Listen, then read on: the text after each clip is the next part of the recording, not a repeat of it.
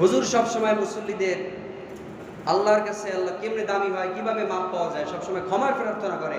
আর মুসল্লিরা সবসময় হুজুরে কিভাবে ডাবানো যায়, তার সম্মান কিভাবে লঙ্ঘন করা যায়, এইটা সবসময় বলে। এই অবস্থা যদি হয়, তাহলে আমি আপনাদেরকে কি নসিহত করি, কি বুঝাই আর কি শোনাই?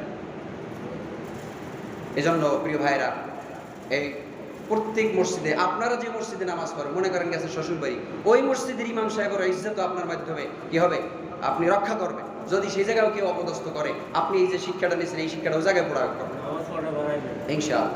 নামাজ পড়াবো ইনশাআল্লাহ। হ্যাঁ,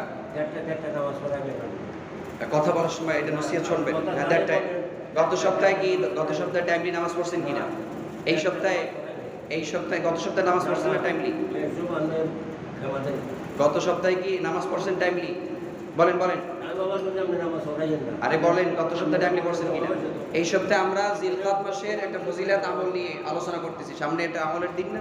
এইটার সময় একটু লম্বা হবে না? এখন বলেন, এই যে 30-এর পরে কি নামাজ পড়লে কি নামাজ হইবে না?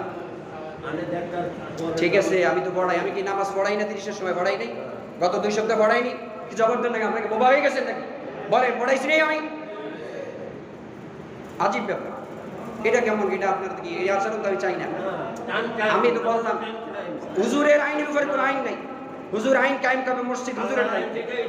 আল্লাহর আইন কি আল্লাহ কইছেন একটা সময় নামাজ পড়তে? আপনি দেখান, কোরআন হাদিস বাইরে দেখান। মসজিদের দায়িত্ব হুজুরের। হুজুর যদি বয়ান করে জায়গায় কেউ কাউন্টার দিবেন না, এটা আদবের খেলাফ হয়। আমি বললাম তো যে আর 3 মিনিট বলবো, এই আলোচনাটা শেষ করি, তারপরে শেষ করবো। আপনারা বারবার যদি বলবেন আলোচনা 2টা হয়েছে, আজিব আল ইনসান। হুজুর যা বলে এটা শোনার চেষ্টা করতে হয়, বুঝার চেষ্টা করতে হয়। এই সপ্তাহে 2-1 মিনিট তো দেরি হতেই পারে। এবার তো আমি শেষ করবো, তা আপনি যদি বারবার কাউন্টার দেন, কারণ আপনার কথা যদি বারবার আমি শুনতে যাই, তাহলে আমি আলোচনার দিক হারাই ফেলাই না।